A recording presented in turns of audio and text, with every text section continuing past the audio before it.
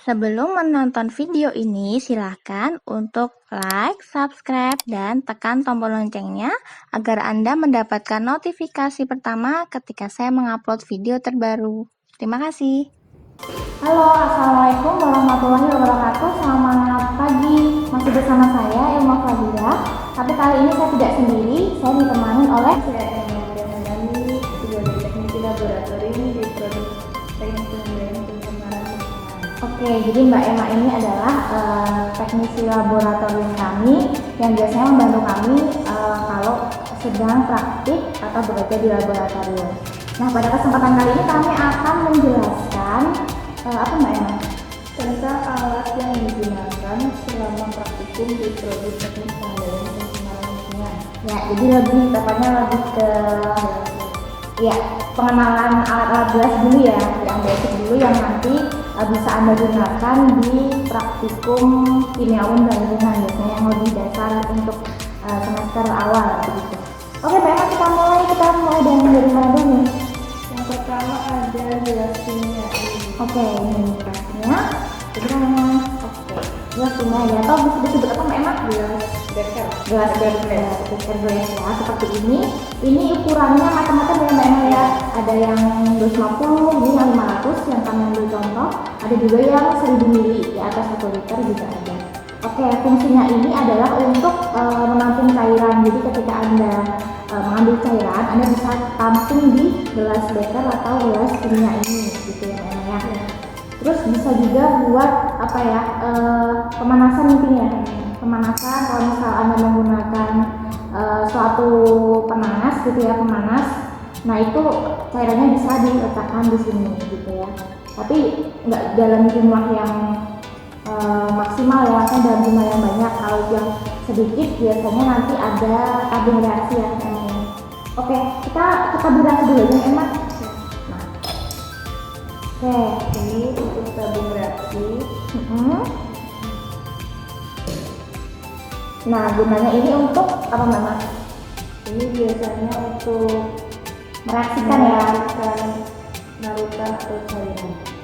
cuman jumlahnya yang lebih sedikit gitu, jadi pakainya tabung reaksi. Nah, kalau tabung reaksi ini biasanya kalau buat dipanasin ya, cairannya perlu dipanaskan gitu, biasanya kita pakai penjepit tabung ini ya, ini penjepit tabung seperti ini. Mungkin bisa dicontohkan memang cara penggunaannya.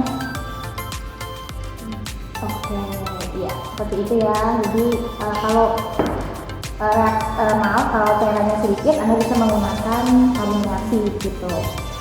Oke, kita lanjut. Apa lagi Mbak Emma? Oke, elemen. Ini yang 100 ml. Oke, ukurannya juga bermacam-macam ya. Ada yang 250, 500 sampai 1000 ml. Ini biasanya dipakai saat kita Filtrasi larutan, atau biasanya buat mencampurkan 2 larutan atau cairan kita pakai labu elemen.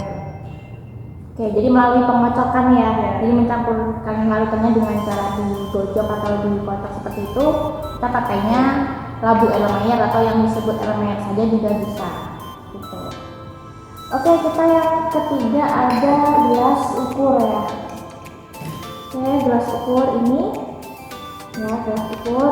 Nah, gelas ukur ini namanya berapa nih? 100 ml ya. Ini yang 100 ml. Ini juga ukurannya bermacam-macam. Ada yang paling kecil berapa ya? Paling kecil 10 ml. Oke, 10 ml ada, 25 ml ada, 50 ml ada, dan 100 ml ini. Nah, seperti namanya, gelas ukur, berarti dia untuk mengukur volume cairan gitu ya. Jadi di sini ada ukurannya, seperti mungkin kalau Anda mengukur panjang dengan liter itu kan ada ukurannya. Nah, ini juga kalau mengukur cairan nih ada ukurannya, di sini ada skalanya. Anda bisa nanti lihat cairan yang akan diukur itu berapa volumenya gitu ya, dengan melihat skala yang tertera pada gelas ukur seperti itu. Oke, kita lanjut Mas. ya, lanjut ada Pipet tetes. Oke, pipet. ini biasanya digunakan untuk mengambil cairan dalam bentuk sedikit Jadi nanti bisa diambil dengan cara ini ditekan, ada karetnya ditekan, nanti cairannya otomatis akan naik ke atas. Setelah itu bisa ditambahkan di aromair biasanya lagi untuk kita filtrasi, biasanya untuk mengambil indikator yang dikit. Oke, selanjutnya tadi sudah sampai ke pipet tetes. Nah, pipet itu bermacam-macam ya, tidak hanya pipet tetes. Jadi sesuai dengan peruntukannya itu ada pipet tetes, kemudian ada pipet volume, yang satunya aja memang pipet ukur ya, pipet ukur. Oke, yang ini pipet apa nih? Ini pipet volume. Oke, pipet volume itu ukurannya berapa ya? Ini ukuran 5 mili. Jadi untuk mengambil sejumlah volume tertentu dari cairan, cuman yang sifatnya itu yang sedikit ya. Jadi bedanya sama gelas ukur tadi, kalau gelas ukur tuh range-nya yang banyak ya. Misalnya tadi ada yang 10 mili, 25, 50. Nah, kalau yang pipet ini hanya yang skala kecil saja gitu ya. Ada yang 1 mili ya memang yang 1 mili, 2 mili, kemudian ada yang 5 mili gitu. Jadi kalau Anda mengambil cairan dengan hanya yang jumlah sedikit saja, Anda pakainya pipet volume. Kemudian yang satu lagi pipetnya pipet ukur. Oke. Nah, jadi beda ya. Ini yang pipet ukur, ini yang pipet volume gitu ya. Kalau pipet volume ada apa ya? Bentuknya itu ada mungkin kayak bentuk tabung di tengahnya yang memang agak menggelembung sedikit gitu. Perbedaannya itu, tapi dua-duanya ada skalanya. Oke, lanjut sekarang ke kaca arloji. Ini kaca arloji. Nah, ini ya, dia bening juga, bisa terlihat ya. Nah, seperti ini ya, seperti piringan kaca, cuman dia agak cekung tengahnya ya, tidak datar semua. Nah, ini buat biasanya untuk menimbang ya, memang ya, bisa untuk menimbang padatan atau serbuk ya, yang bahan kimia yang serbuk atau padatan. Mungkin Anda bisa gunakan ini. Kemudian bisa juga untuk penguapan sederhana. Jadi misal Anda membutuhkan proses untuk penguapan, nah chemicalnya itu bisa ditaruh di sini ya untuk penguapan gitu. Cuman biasanya ini lebih Anda gunakan untuk menimbang ya, menimbang dari suatu padatan gitu. Ini kaca arloji. Kemudian ada corong. Gimana corong? Ini corongnya ya, ini corong yang biasa ya, seperti ini. Mungkin Anda familiar juga, mungkin di rumah Anda juga ada corong ya, cuman ini terbuat dari gelas seperti itu ya. Nah, corong ini buat apa? Memang ini buat mempermudah untuk memindahkan cairan satu ke tempat lainnya gitu ya. Nih, biasanya ada yang lebih pendek juga ya, nanti tergantung peruntukannya gitu ini corongnya. Nah, tapi corong ini nggak hanya ini ya, satu lagi ada corong batchnya yang ini ya. Ini mungkin lebih sedikit membesar dari tadi, tapi ini ada ukurannya juga sebenarnya ya. Kalau ini yang diameter 10 ya namanya, 10 cm. Oke, dan mungkin Anda bisa melihat ya, di sini ada lubang-lubang kecil ya memang ya, agar cairannya itu bisa keluar melalui di sini ya. Nah, tapi corong batchner ini digunakan untuk memisahkan cairan daripada memisahkan campuran padatan dan cairan melalui pompa vakum. Jadi digunakannya itu pakai tekanan vakum ya, sehingga nanti yang tertinggal di atasnya itu biasanya yang padatan, kemudian cairannya itu bisa keluar melalui lubang-lubang ini gitu ya. Biasanya pakai kertas saring ya, kertas saring, kemudian ditaruh di sini dengan campuran tadi Anda tuangkan perlahan gitu ya. Misalnya Anda punya campuran nih, punya campuran di sini ya, Anda tuangkan perlahan di sini. Nah, di sini yang kertas saringnya tadi akan menampung ya, karena prosesnya itu vakum ya, jadi dia akan tertarik ke bawah cairannya, jadi akan terpisah dua zat gitu ya, yang padatan yang di atas, kemudian filtratnya atau cairannya akan ke bawah gitu turun ya. Ini corong batchner. Bedanya bahannya ya Mbak Emma ya. Ini porselen ya, porselen ini porselen, kalau tadi dari kaca.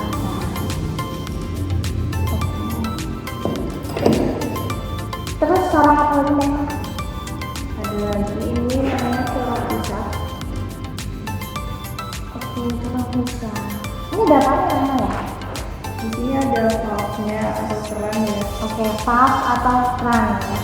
Jadi ini biasanya untuk ngatur seberapa banyak cairan yang akan dikeluarkan. Jadi kalian bisa atur sendiri nih, kalau mau sedikit-sedikit bisa diputar kerannya, digeser sedikit aja, atau kalau misal langsung bisa dipulkan. Jadi di sini ada valve yang bisa kalian atur sendiri untuk turun cairan itu.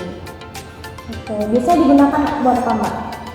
Memisahkan dua cairan ya, yang bercampur ya, cuman nggak homogen dia ya.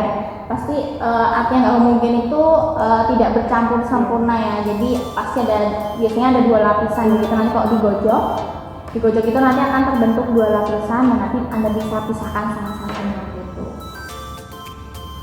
Oke, sekarang kita lanjut ke apa nih ya?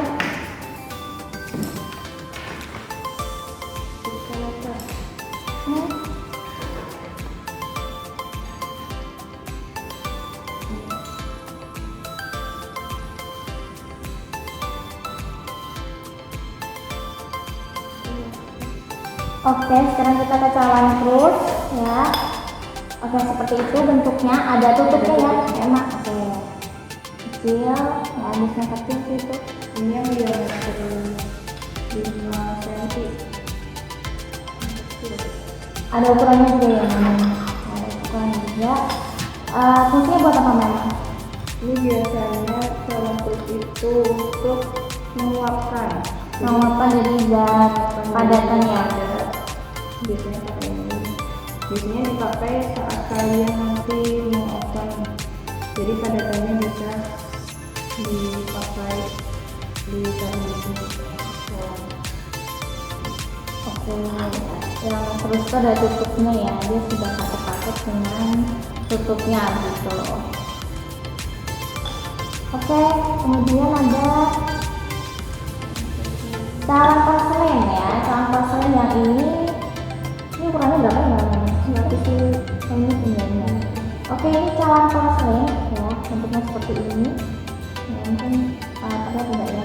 Jadi ini ukurannya 100 ml. Biasanya ini juga ada ukurannya yang lebih besar dari ini juga ada gitu ya.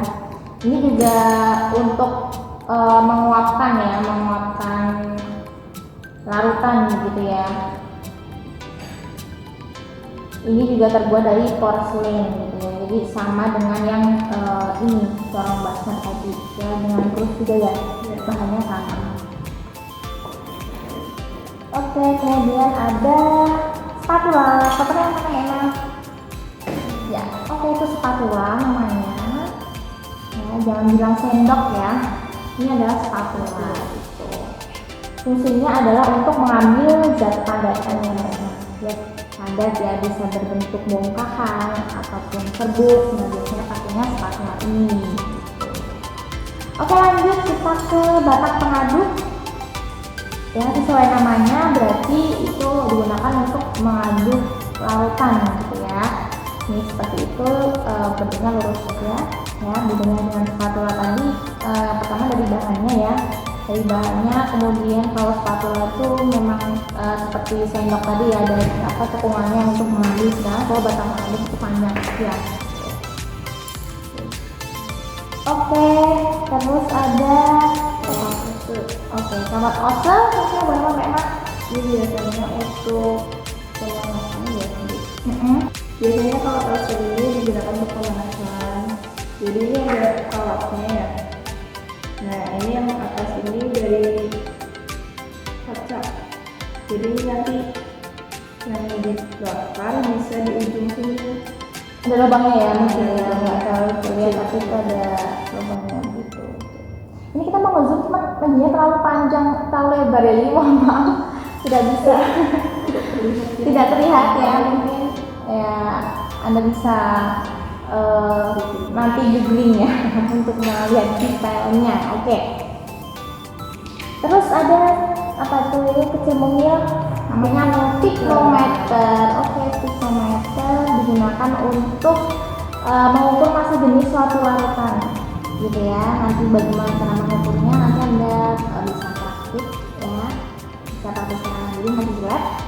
Pokoknya itu untuk digunakan untuk menentukan masa jenis suatu larutan. Jadi itu kurang berapa Mbak Mel? Ini 50. Oke, 50 mili. Jadi bisa Anda tahu berapa Mbak Mel? Nah, jadi ada tutupnya ya. Oke, lihat ya. Ini namanya tiknometer. Jadi tiknometer. Nah, ini tiknometer. Kemudian ada apa lagi Mbak Emma? Ada viskosimeter aktual. Viskosimeter berarti alat untuk mengukur viskositas atau kekentalan suatu zat. Katanya ini ya. Jadi seperti huruf U ya, cuma di sini ada gelembung-gelembungnya gitu ya. Nanti bagaimana Anda cara mengukurnya juga bisa Anda praktikkan di laboratorium gitu. Oke, terus apa lagi Mbak Emma? Ini ya, labu ukur ya. Labu ukur seperti ini. Ya, terlihat ya. Ini juga ada tutupnya, gitu. Labu ukur ini digunakan untuk keperluan pengenceran larutan sampai volume tertentu yang diinginkan. Jadi, misalnya Anda ingin membuat suatu larutan seperti membuat larutan asam sulfat misalnya, dengan kemolaran tertentu dan dengan volume tertentu, misalnya ini membuat larutan asam sulfat dengan volume 100 ml, maka Anda gunakan labu ukur ini ya. Jadi untuk pengenceran Anda di sini dan untuk membuat larutan itu gitu ya. Ini juga ada ukurannya, jadi ada yang 50 ml, ada yang 100 ml, ada yang lebih besar lagi itu sampai 1 liter, ada yang namanya sampai 1 liter itu ada gitu. Ini kami contohkan, kami ambil yang 100 ml. Biasanya kalau sudah penggunaan nanti digojok seperti ini penggunaannya gitu, jangan sampai tumpah gitu ya. Dan di sini ada tanda batasnya ya, mungkin nggak terlalu terlihat, tapi tanda batasnya di sini.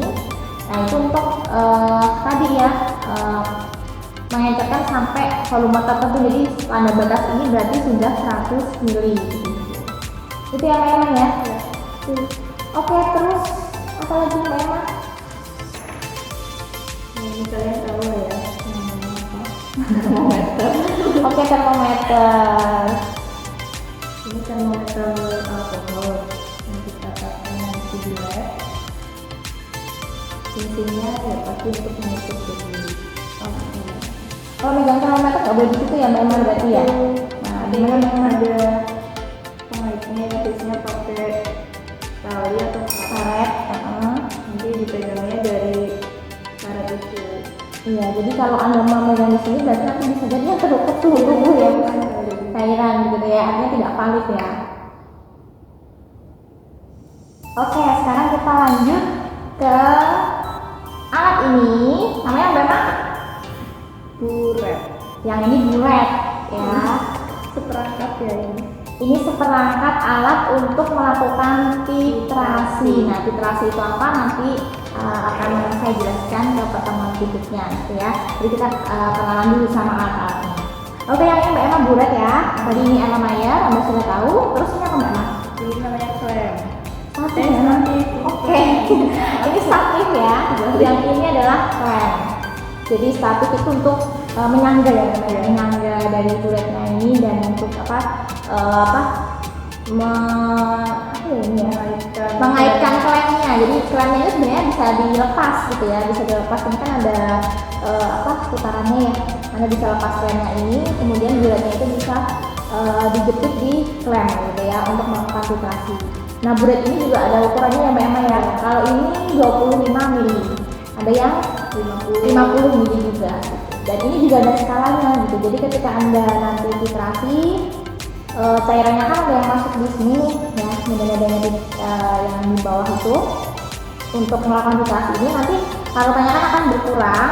Nah, Anda bisa baca berapa volume yang digunakan untuk filtrasi gitu. Jadi bisa dibaca dari skalanya. Jadi seperti sebenarnya kayak pipet ukur ya, kayak pipet ukur, cuma ini versi besarnya gitu ya. Gitu. Cuman yang ini dilakukan untuk melakukan filtrasi gitu. Oke, kita pindahkan terlebih dahulu. Tadi ada yang kelupaan Mbak Emma? Ya. Apa ya? Jadi kami sudah menggunakan pipet ukur ya. Jadi penggunaannya itu nanti dengan bowl pipet. Bowl pipet atau drag bowl gitu ya biasanya. Penggunanya gimana Mbak Emma? Jadi nanti untuk pipet ukurnya kalian masukkan ke lubang yang paling bawah. Setelah itu ini ada beberapa kode, ada tiga kode ini. Nah, sebelum kalian pakai drag ballnya ini harus dihempaskan dulu. Jadi untuk mengeluarkan udara yang ada di dalam drag ballnya. Oke, itu bisa didarikan di sana. Oke, itu sudah hilang ya udaranya ya. Baru nanti kalian Untuk mengambil cairannya, ambil cairannya untuk yang di nah tengah, sampai drag ballnya nanti menggelembung lagi. iya, sampai volume yang diinginkan ya pada saat. Jadi untuk menurunkan cairannya kalian pencet yang ujung. Yang kayak huruf L ya. Jadi ada tiga yang bisa ditekan yang atas Tadi sebelum mengambil ya, ya, dan di sebelah kanan. atau samping mungkin ya memang. Nanti bingung nanti. Oke, seperti itu. Oke Mbak Emma, sudah habis atau masih ada? Sudah semua Bu.